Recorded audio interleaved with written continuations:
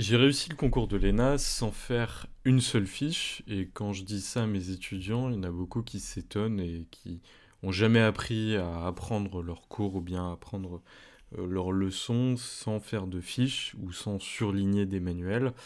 Et dans cette vidéo, j'aimerais vous montrer un petit peu ce que je faisais à partir d'un exemple concret pour apprendre mes cours de manière efficace, gagner du temps dans mes révisions et surtout bien retenir les différents éléments d'apprentissage que j'avais. Euh, Moi, je trouvais que les fiches, c'était un peu une perte de temps et qu'on faisait ça euh, simplement pour se donner bonne conscience et surtout aussi parce que les autres faisaient ça. Et du coup, il y avait un peu un côté routinier au fait de faire des fiches que moi j'aimais pas trop. Et donc, ça me semblait pas être la méthode d'apprentissage la plus efficace. Et pour pouvoir apprendre, je me suis beaucoup interrogé au début de mon année de préparation sur ce qui pouvait être le plus efficace en m'inspirant notamment de ce que faisaient les étudiants en médecine parce que une des choses les plus difficiles quand on passe des concours, c'est qu'on a une masse d'informations à ingurgiter face à laquelle on ne sait pas trop comment réagir. Et je me suis dit que s'il fallait ingurgiter une masse d'informations, les meilleures personnes de qui il fallait s'inspirer pour pouvoir ingurgiter ces informations, c'était plutôt les étudiants en médecine qui sont en première année ou en sixième année. Ils ont énormément d'informations à apprendre en très peu de temps. Je pense que les concours administratifs, c'est pas vraiment l'esprit, mais c'est à peu près pareil. Et du coup, progressivement, je me suis renseigné sur les méthodes d'apprentissage et j'ai rapidement pris conscience que ce qui était le plus efficace, c'est ce qu'on appelle les méthodes d'apprentissage actives, celles dans lesquelles en fait on n'est pas en train de lire un cours, mais vraiment en train de se poser des questions sur le cours et en train d'essayer d'activer son cerveau pour que la session d'apprentissage soit la plus intensive possible et pour pouvoir rentabiliser au maximum le temps qu'on passe à apprendre parce que le temps est une ressource précieuse quand on est en préparation au concours administratif. Et donc, vous le voyez, il y a beaucoup de pyramides comme ça sur Internet. Les méthodes passives, c'est-à-dire écouter des discours ou bien lire ou regarder des vidéos, c'est des choses qui sont moins efficaces d'après les études. Alors, je sais pas si c'est des études officielles ou quoi, mais d'après mon expérience, je sais que c'est le cas. À l'inverse, les méthodes dans lesquelles on est le plus actif, et la méthode dans laquelle on est le plus actif, c'est l'enseignement, mais également la pratique ou la discussion, c'est les méthodes dans lesquelles on va apprendre le plus rapidement. Et c'est pourquoi moi je faisais plutôt des flashcards, donc c'est des espèces de cartes que vous prenez sur laquelle vous écrivez sur une face une question et sur l'autre face vous avez la réponse. Et moi ce que je faisais c'est que j'utilisais une application qui s'appelle Brainscape, mais il y a d'autres applications qui sont gratuites qui vous permettent de faire ça, qui automatiquement vous présente la flashcard qui est la plus adaptée à votre niveau de connaissance. Donc en fonction de la réponse que vous avez donnée, vous allez classer de 1 à 5 votre niveau de connaissance de l'élément qui est derrière la flashcard. Par exemple, si je dis en quelle année a été votée la constitution de la 5ème République et que moi dans ma tête c'était 1959, qu'en fait la réponse c'est 1958, bah, je vais me mettre un 3 sur 5 à cette question et du coup elle va revenir plus rapidement qu'une question sur laquelle j'ai directement la réponse et que j'aurais noté 5 sur 5. Donc ça c'est le principe général. Et pourquoi je faisais des flashcards? Parce que ça me forçait à me poser des questions sur mon cours, à me dire comment est-ce que je pourrais traduire cet élément de connaissance de mon cours en question. Et donc juste ce mécanisme-là, ça force à se poser une question sur son cours. Et au moment de l'apprentissage, on a la question qui nous est posée par l'application, une question qui nous a été, qui s'est construite parce que c'est nous qui avons préparé cette question. Et donc quand on apprend, ça nous force à être actifs, c'est-à-dire à aller rechercher dans notre mémoire le bon élément de connaissance qui permet de répondre efficacement à la question. Et c'est comme ça que s'ancrent vraiment les connaissances dans votre cerveau. Et donc, j'aimerais à travers cette vidéo vous faire une petite démonstration de moi, comment j'aurais fait pour m'entraîner, pour ficher un manuel.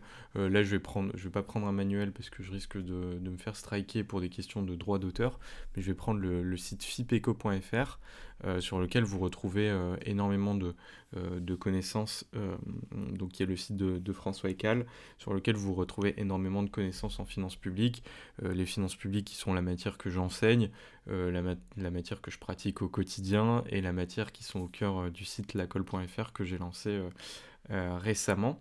Et donc, j'aimerais vous donner à travers cette vidéo à la fois un exemple, mais aussi une méthode de réalisation de vos flashcards pour pouvoir bien discriminer les connaissances qui sont essentielles des connaissances qui sont plus accessoires dans votre apprentissage. Et vraiment, l'idée, c'est de vous faire gagner du temps dans votre apprentissage et dans votre préparation. Et donc, moi, il y a un ensemble de questions que je me posais quasiment systématiquement quand je réalisais mes flashcards. Quand j'étais en train de ficher les manuels, ce que je faisais, c'est que j'avais numérisé l'ensemble de mes manuels et du coup, je me faisais des sessions de fichage, mais en fait, c'était des sessions où je construisais mes flashcards. Et donc, ce que je faisais, c'est que sur chaque élément que j'étais en train de ficher, je me demandais déjà à quel sujet est-ce que je pourrais le rattacher. Donc là, typiquement, c'est le niveau et l'évolution de la masse salariale publique. En fait, il y a trois types de sujets auxquels on peut le rattacher. Un sujet question de cours, donc du type la masse salariale publique. Deux, un sujet, le sujet question de cours, vous comprendrez qu'il est en fait assez proche de ce que vous allez construire en termes de connaissances et en termes de niveau de réflexion. Ça va pas vous demander grand chose, on va juste vous demander de recracher votre cours, mais c'est pas trop la philosophie des épreuves au concours administratif à l'heure actuelle. Deux, il y a des sujets qui sont un peu proches mais un peu plus transversaux, qui vont vous demander un peu plus d'éléments de réflexion. Et ça, c'est le cas par exemple des sujets qui, sur la masse salariale publique, pourraient être un sujet du type faut-il réduire les effectifs de l'État, ou bien faut-il mieux maîtriser les dépenses de personnel de l'État, etc., etc. Donc vous voyez qu'il y a un élément de réflexion supplémentaire. Là, on ne vous demande pas des connaissances brutes à recracher, mais on vous demande vraiment de vous interroger sur la question qui vous est posée. Et enfin, il y a un troisième type de sujet qui sont des sujets beaucoup plus transversaux et beaucoup plus périphériques dans lesquels vous pourrez mobiliser ces connaissances, mais où ce sera une partie de votre réflexion et pas l'ensemble. Ça pourra vous aider à donner des exemples, des illustrations, mais ça ne vous permettra pas de traiter l'ensemble de la question. Et ça, c'est les sujets qui seraient du type comment réduire la dépense publique. Où là, vous pourrez bien évidemment parler de la masse salariale parce que c'est une grosse partie de la dépense publique, comme on va le voir en fichant cette fiche, en faisant des flashcards à partir de cette fiche. Mais voilà, il ne faudra pas parler uniquement de la masse salariale publique, il faudra parler aussi de l'investissement public, il faudra raisonner toutes appuis, etc. etc. Mais voilà, en fait, la première des choses que je faisais, c'est que dans mon esprit, je me disais, ok, sur quel sujet je peux rattacher ça? La deuxième question que je me posais, c'est sur chaque élément que je suis en train de ficher, dans quelle partie est-ce que je pourrais l'intégrer? Est-ce que ce serait plutôt une première partie de la présentation de constats, de la présentation d'éléments chiffrés, des choses un peu plates, ou est-ce que ce serait plutôt une deuxième partie où j'ai des éléments de tension, des éléments de recommandation ou des éléments de problème sur le sujet. Donc là, on va essayer de voir ça. Le, le problème, je dirais, peut-être avec FIPECO, c'est que c'est un site qui vous présente les connaissances de manière un peu brute. Enfin, la vocation du site, c'est pas vraiment de préparer les gens au concours administratif, mais plutôt de documenter, euh, de donner des éléments de connaissance de l'économie et des finances publiques au grand public. Et donc, il y a un petit peu moins, du moins dans les fiches thématiques de l'encyclopédie, d'éléments problématisés qui pourront vous être utiles en deuxième partie de copie. Donc c'est un petit peu la limite du fichage sur FIPECO, mais il y a quand même des éléments importants. Et il y a aussi un travail que vous pouvez faire qui est à partir des éléments euh, uniquement plats, de vous interroger sur comment est-ce que vous pouvez utiliser ces éléments de connaissance à plat dans une partie un peu plus problématisée. Et on va essayer de voir ça ensemble.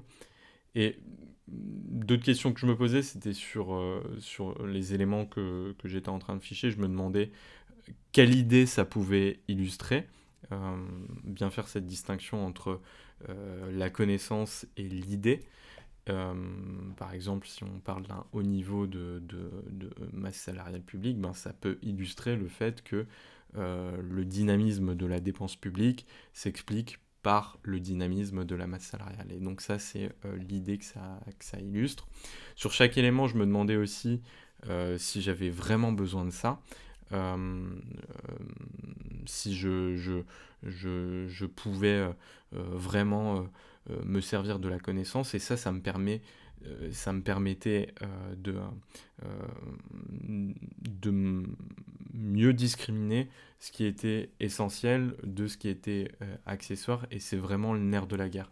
L'objectif quand vous faites des flashcards, c'est de ne pas multiplier le nombre de flashcards, et par exemple sur un chapitre d'économie, moi, l'objectif, c'était d'avoir 30 flashcards au maximum, parce que dès que vous commencez à en avoir plus de 30, en fait, ça devient ingérable, et vous apprenez plus rien parce que vous avez trop de questions à passer en revue, et il y a trop de questions sur lesquelles vous ne passez pas assez parce que vous n'avez pas suffisamment enfin, vous n'avez pas suffisamment maîtrisé les questions pour pouvoir passer au niveau supérieur. Il y a un peu un fonctionnement incrémental des flashcards, donc il faut vraiment s'interroger sur euh, comment est-ce que je peux faire sur une seule fiche 10 questions par exemple, ou 15 questions, et vraiment se donner un objectif très restreint pour virer tout le gras de tout ça. Et enfin, la dernière question que vous pouvez vous poser, c'est systématiquement dans quel type de sujet euh, je peux le mobiliser. Et comme vous avez identifié les types de sujets sur lesquels vous pouvez mobiliser ces connaissances, ça devient de plus en plus facile. Alors, on va commencer sur cette fiche du coup qui porte sur le niveau et l'évolution de la masse salariale publique, donc qui nous dit les rémunérations brutes hors cotisations sociales et contributions au régime de retraite qui ont été payées par les administrations publiques en 2023 sont élevées à 233,7 milliards d'euros, soit 14% des dépenses publiques.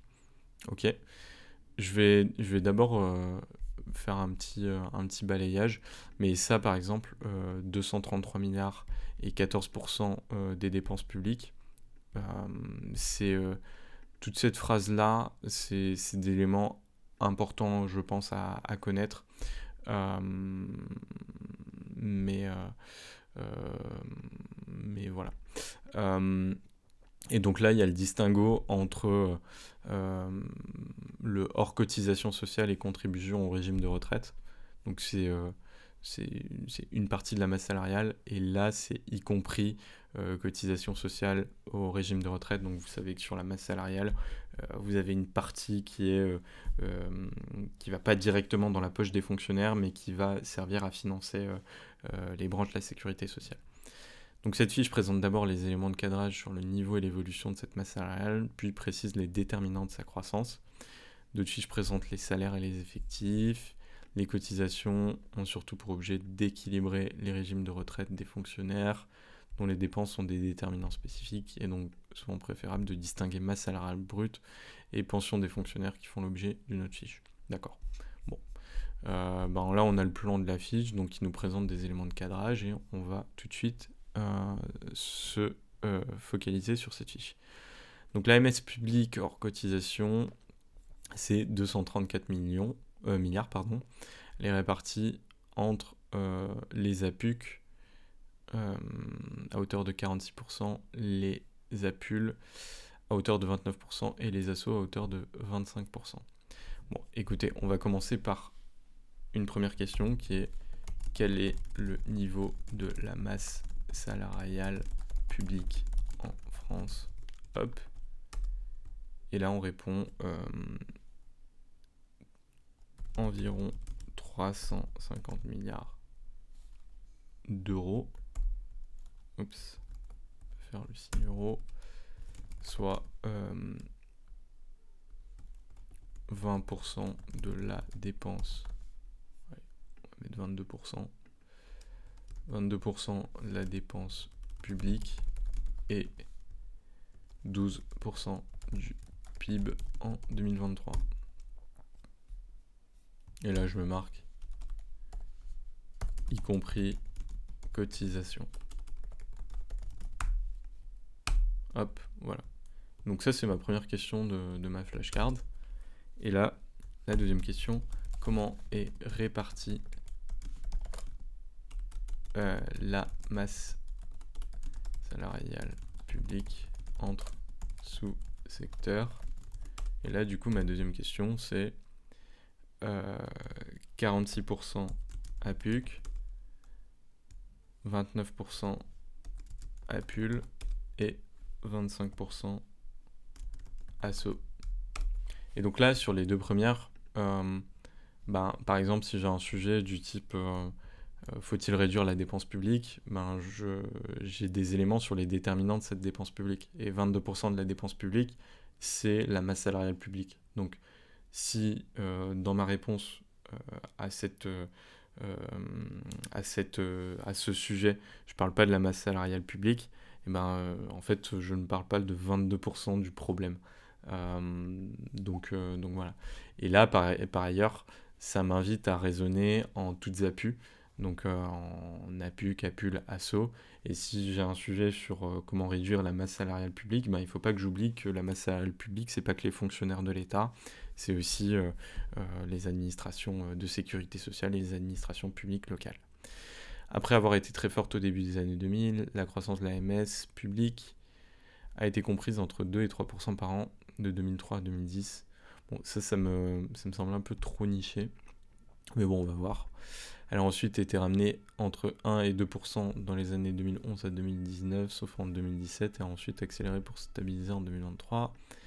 En 2023, elle a augmenté de 4,5% par rapport à 2022 dans l'ensemble des administrations publiques, soit 4,6% dans les APUC, 4,7% dans les APUL et 4% dans les ASSO. En euros constants, sa croissance a été de 1% en moyenne annuelle, puis de 0,5% dans les années avec des variations annuelles plus fortes liées aux variations du taux d'inflation. Les crédits de personnel sont votés en euros courants. Ils ne sont pas ajustés lorsque l'inflation est plus ou moins forte que prévu. Quand le taux d'inflation augmente nettement, croissance de l'AMS publique en euros constants est négative. Le mécanisme inverse joue. Ok. Bon, ça, c'est des éléments sur la dynamique de la masse salariale publique. On peut se faire une petite question dessus. Comment a évolué la masse salariale publique depuis les années 2000? Et là, en fait, c'est juste pour donner un peu de profondeur historique à une éventuelle copie, en se disant, voilà, si on s'interroge sur un sujet qui est comment réduire la dépense publique, on peut s'interroger sur qu'est-ce qui a conduit à ce que la dépense publique augmente. Et on voit que dans les années 2000, très forte croissance, hop, et entre parenthèses, plus 2 à 3% par an sur la décennie.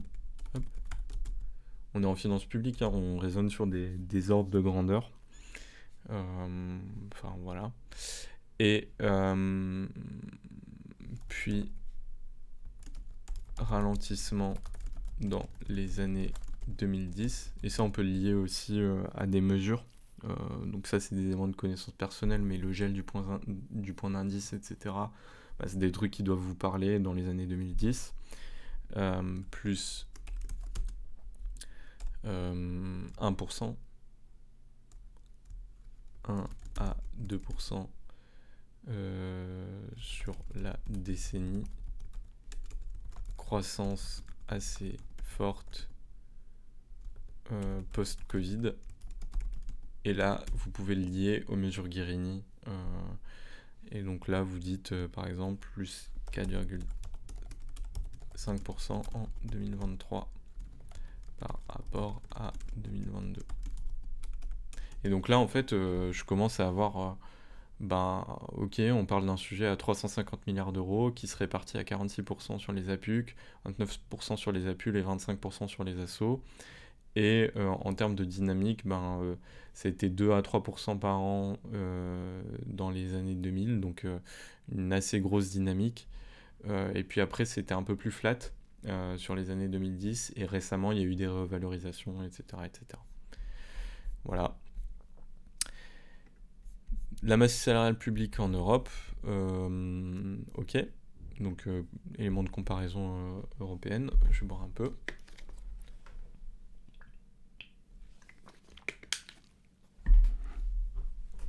Peuvent être remplacés par des subventions ou des achats de services à des entreprises qui emploient des agents. Ouais, il peut y avoir de la substitution en effet. Donc c'est important de le savoir.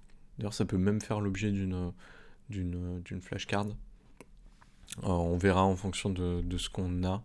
Mais on peut se le garder en tête. C'est qu'en fait, il peut y avoir des effets de substitution entre... si du jour au lendemain, on réduit le nombre de fonctionnaires ou de contractuels, en fait, c'est pas pour autant qu'on va réduire d'autant les dépenses de personnel de l'État, puisqu'il peut y avoir des effets de substitution. Donc, si par exemple demain on supprime, si on considère que tous les agents de nettoyage sont des fonctionnaires et que demain on les vire tous, en fait, il faudra toujours faire le nettoyage des locaux des ministères, etc. Et donc on aura recours à des prestations de services de la part d'autres prestataires. Et donc il faut bien considérer l'ensemble de la dépense publique et pas uniquement la masse salariale publique. C'est ça que veut dire cette idée. En Allemagne, les hôpitaux sont presque tous hors de ce champ, mais qu'ils soient largement financés par des dépenses publiques. Ce classement a peu d'effet sur le total des dépenses publiques, mais peut en avoir d'importance sur sa répartition entre masse salariale, subvention et achat de services. C'est ce que je vous disais. Sous ces réserves, il apparaît que, rapporté au PIB, la masse salariale des APU est plus élevée en France que dans d'autres pays de l'Union européenne, à l'exception du Danemark, de la Finlande et de la Belgique. Le constat reste relativement le même si les achats courants de biens et services sont ajoutés à la masse salariale. Ok. Écoutez, on va se faire une petite flashcard. Comment se situe la masse salariale publique française en comparaison européenne. Hop. Dans le haut de la fourchette, hop, 12% du PIB versus 10% en moyenne européenne. Et on aime bien donner une comparaison à l'Allemagne, par exemple, environ 8% en Allemagne. Donc ça, je peux le mobiliser directement dans une copie en disant, voilà, si j'ai un sujet sur faut-il réduire la masse salariale publique, je pourrais au moins dire, vous voyez, en Allemagne, c'est environ 8% du PIB contre 10% en France, donc j'ai un élément de comparaison. Et là, entre parenthèses, je vais marquer le petit point que je vous ai dit ici. Attention, comparaison n'est pas raison. Effet de vase communicant avec les consommations intermédiaires, prestations de services possibles. Hop, voilà. Et là, c'est juste, quand je reverrai ces éléments, j'aurais bien en tête le fait que voilà, il faut comparer ce qui est comparable et, et donc bah, ça me permettra de toujours avoir ça en tête. Hop, on continue donc. Et là, ben, je ne mets pas les comparaisons au Danemark, à la Finlande, à la Belgique. Bon, je dis qu'on est dans le haut de la moyenne.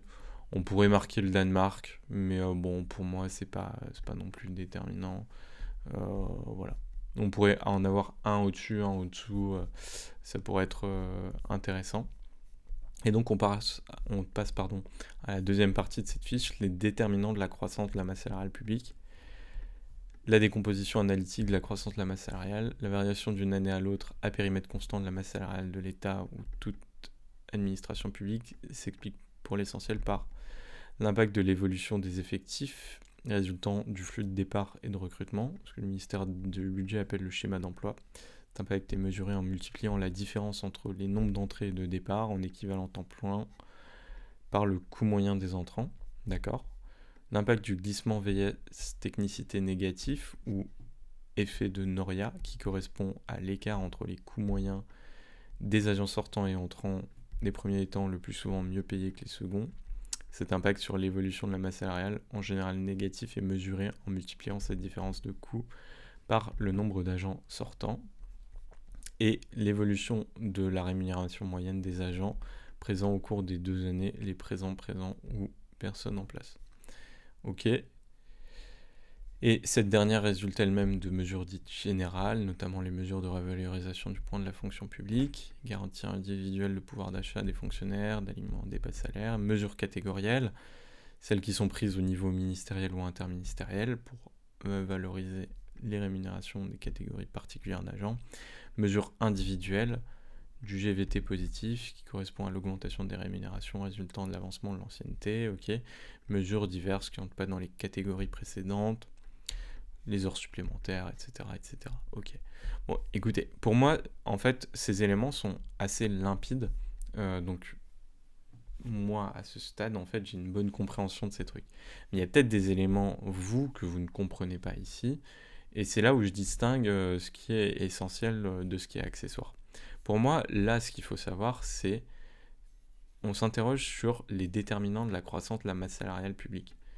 Et là, je vais me demander, d'un point de vue théorique, parce qu'en fait, là, on ne parle pas d'un point de vue pratique, on parle d'un point de vue théorique. Il n'y a pas de chiffres.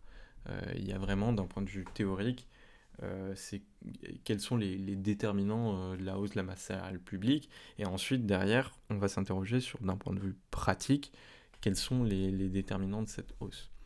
Quels sont les déterminants de la hausse de la masse salariale publique.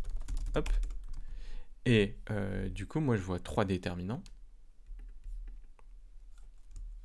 Un, on va le mettre comme ça, hop. L'évolution des effectifs, schéma d'emploi, hop. 2, le glissement vieillesse technicité ou effet de Noria. Hop, 3, l'évolution des rémunérations qui dépend de mesures générales, mesures catégorielles, mesures individuelles, hop, du L et mesures diverses. Autres mesures diverses. Bam. Voilà. Et là, en fait, j'ai une partie qui peut me permettre d'alimenter une réflexion sur une une note qui porterait spécifiquement sur la masse salariale publique, mais également sur une note qui porterait sur l'évolution de la dépense publique, parce que là, je peux identifier les différents leviers que je pourrais actionner pour euh, baisser ou ralentir la dynamique de la masse salariale publique. Donc l'évolution des effectifs, c'est assez logique. Si on emploie plus de gens, euh, on paye plus de masse salariale publique. Le glissement vieillesse-technicité. Donc ça, c'est l'effet de l'écart entre le coût des entrants versus le coût des sortants. En gros, au plus vous avez de nouveaux qui remplacent les anciens, au plus votre masse salariale diminue parce que les nouveaux sont moins payés que les anciens. Mais en parallèle, vous avez un autre effet de glissement vieillesse-technicité qui est l'effet de l'avancement. Au plus vous avancez dans le temps, au plus vous avez de fonctionnaires qui ont de l'avancement et qui donc voient leur rémunération augmenter. Et donc ça représente un coût supplémentaire pour l'État. Et enfin, les mesures d'évolution des rémunérations, donc des mesures générales comme, je sais pas, la revalorisation du point d'indice, des mesures catégorielles comme la revalorisation des rémunérations pour les policiers ou pour l'armée, des mesures individuelles, donc on a cet effet de GVT positif, mais il peut y avoir aussi les mesures de primes ou de promotion individuelle, et enfin d'autres mesures comme les heures supplémentaires, le rachat d'heures sur le compte épargne-temps, etc., etc. Mais vous voyez que en fait, dans l'esprit de la flashcard, là je veux rester à un niveau de connaissances qui n'est pas de rentrer dans le détail de oui, alors le GVT c'est l'augmentation des rémunérations résultant de l'avancement à l'ancienneté de chaque agent au sein de son corps, parce que en fait tout ça je vais pas pouvoir le ressortir dans une copie telle quelle. C'est important que moi je le comprenne, mais dans ma fiche de révision j'ai pas besoin de le mettre, donc tout simplement je ne le mets pas.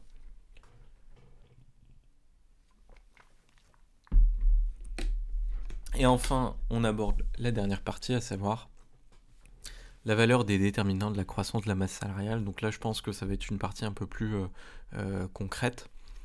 La valeur des déterminants de la croissance de la masse salariale n'est connue avec précision suffisante que pour l'État. Sauf mention contraire, les chiffres indiqués ci-dessous ne concernent que l'État.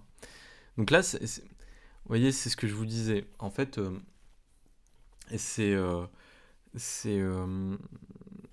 un élément un peu à plat de la fiche, mais qui peut nous permettre de nous interroger, enfin d'avoir un élément d'appréciation qui est assez intéressant à mobiliser dans une partie de type 2A ou 2B. Et on pourrait en faire une question qui est quelles sont les limites de la connaissance statistique de l'évolution de la masse salariale publique, hop, et déterminant de la croissance de la masse salariale ne sont connus avec précision que pour l'État. Et donc ça met de côté 50% de la masse salariale publique, donc APUL, ASSO, n'est pas connu. Et donc là, ça me met peut-être une piste de recommandation qui serait avoir une étude un peu plus précise de ce sur quoi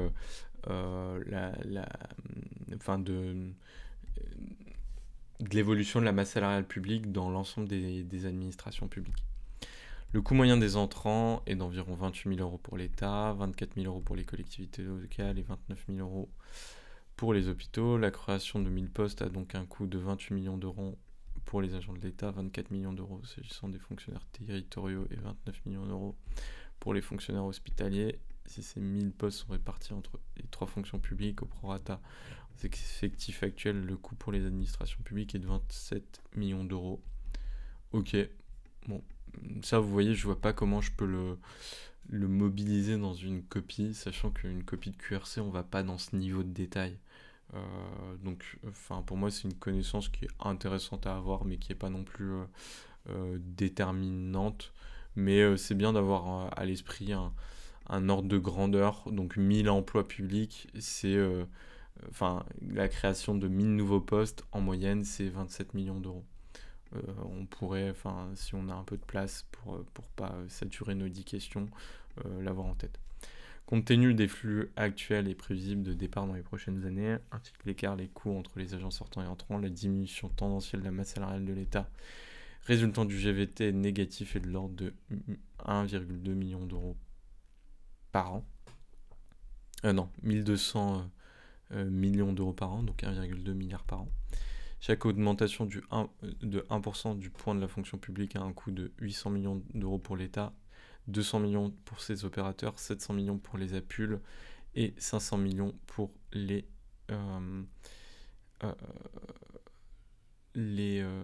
administrations de sécurité sociale. Donc ça, c'est une connaissance intéressante. Quel est le coût d'une revalorisation de 1% du point d'indice?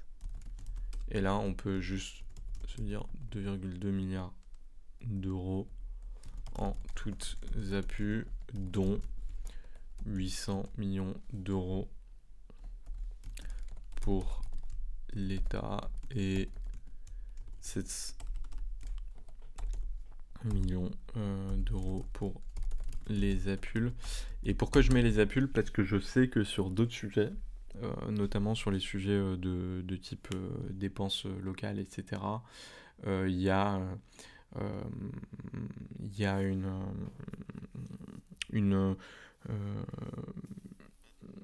un débat sur le fait que si la dépense locale a augmenté au cours des dernières années, c'est aussi parce que l'État central a décidé tout seul de certaines mesures, notamment la revalorisation du point d'indice. Et donc, ça conduit à une augmentation des dépenses. Et donc, ces éléments cette connaissance, je pourrais l'utiliser dans un sujet sur les APUL ou sur les collectivités territoriales. Le gel du point conduit toutefois à faire jouer la garantie individuelle de pouvoir d'achat des fonctionnaires, dont le coût augmente mécaniquement. D'accord ? Donc oui, c'est un point important à garder en tête, mais on va continuer. Il conduit également à revaloriser le traitement minimum garanti pour l'aligner sur le SMIC, voire à revaloriser les salaires de l'ensemble des agents de catégorie C. Là, je veux bien me faire une question du type: le gel du point est-il une mesure efficace pour faire des économies? Et là, on peut dire oui, mais peut conduire à des effets retour sur la JPA.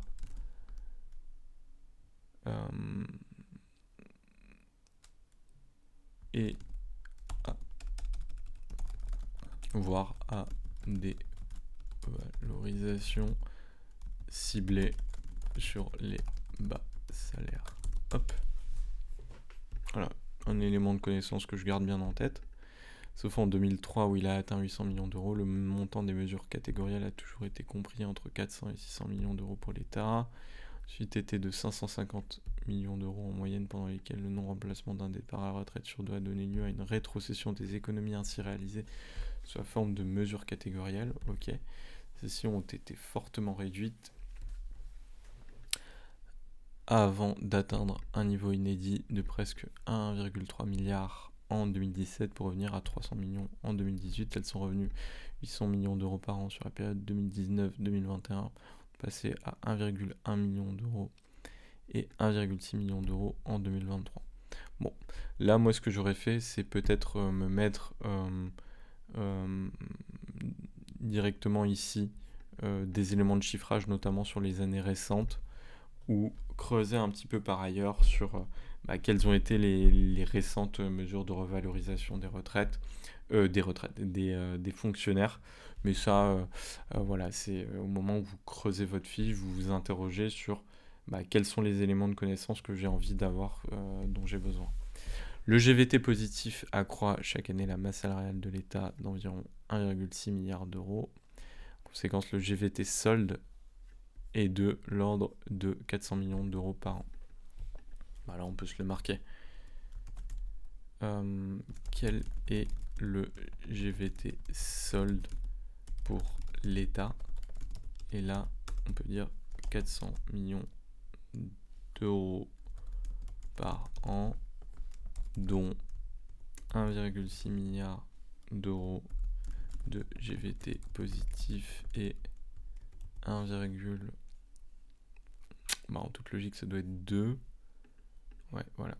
1,2 milliard d'euros de GVT négatif. Hop. Et là, ça me permet de donner un peu plus de consistance à ma copie si un jour je m'interroge sur pourquoi la masse salariale publique a augmenté au cours des dernières années. Voilà, GVT, évolution des effectifs, mesures catégorielles, etc., etc. L'impact des diverses mesures sur la masse salariale de l'État était négligeable jusqu'en 2008, puis a fortement augmenté jusqu'à 2011, 400 millions d'euros, du fait de la hausse des coûts des heures supplémentaires. Ensuite diminué pour devenir négatif en 2015, puis remonter, revenir à 100 millions d'euros. Bon. Voilà. Là, ce que je ferais en complément, c'est peut-être aller voir un rapport. Enfin, déjà, aller sur ces fiches-là, salaire, effectif, autre fiche. Donc salaire pour voir les composants de la rémunération, les primes, etc. Et voir s'il n'y a pas des éléments d'actualité sur les primes décidées par Stanislas Guérini et donc sur leur coût. Sur les effectifs, aller voir un petit peu les grandes tendances des effectifs. Donc pour me faire une grosse fiche, c'est quand même 20% de la dépense publique, donc ça vaut le coup d'avoir une fiche assez substantielle sur ça. Et puis sur l'autre fiche, sur la retraite des fonctionnaires, même si c'est peut-être un sujet qui est périphérique par rapport à ça. Mais là, en fait, on a une bonne entrée en matière, et vous voyez qu'en fait, en une page de flashcard, en 1, 2, 3, 4, 5, 6, 7, 8, 9, j'ai résumé toute cette fiche, donc tous les éléments à savoir. Je les ai résumés en moins de 10 questions. Et donc là, je suis en mesure de faire un début de copie sur un sujet qui concerne 20% de la dépense publique. Et donc de raisonner aussi en toutes appuis, etc., etc. Et là, mon apprentissage commence à porter ses fruits, etc. Et donc je suis content. Et là, je peux enchaîner avec d'autres fiches. Et c'est vraiment dans cet esprit-là que vous devez être. Prenez pas après pas, étape par étape, vous enchaînez les apprentissages, et je peux vous assurer que si vous vous entraînez bien, si vous faites bien vos flashcards, etc., et que donc là vous faites cette partie vraiment apprentissage, vous colligez des données, vous extrayez les données les plus pertinentes au regard de l'exercice auquel vous vous préparez, et qu'en parallèle vous vous entraînez régulièrement, notamment sur le site lacole.fr que j'ai fait exprès pour vous. Même si vous prenez pas le premium, vous prenez juste la version gratuite et vous faites des sujets sur, je sais pas, la masse salariale publique ou n'importe quel autre sujet, je peux vous assurer que d'ici la fin de l'année, vous serez des machines de guerre sur cette épreuve de QRC, qui est une épreuve sur laquelle beaucoup de monde se casse les dents, mais sur laquelle en fait vous pouvez gagner beaucoup de points assez facilement, parce que les attendus sont pas énormissimes au regard de la masse de connaissances qu'il y a pour vous. Voilà pour ce qui était donc de cette méthode. Je crois que je vais appeler cette vidéo Masterclass, en toute modestie. N'hésitez pas à vous abonner, à lâcher un petit like, et puis à m'écrire par mail si vous avez des idées d'autres vidéos à réaliser. C'était un plaisir de vous aider, et je vous dis à très bientôt.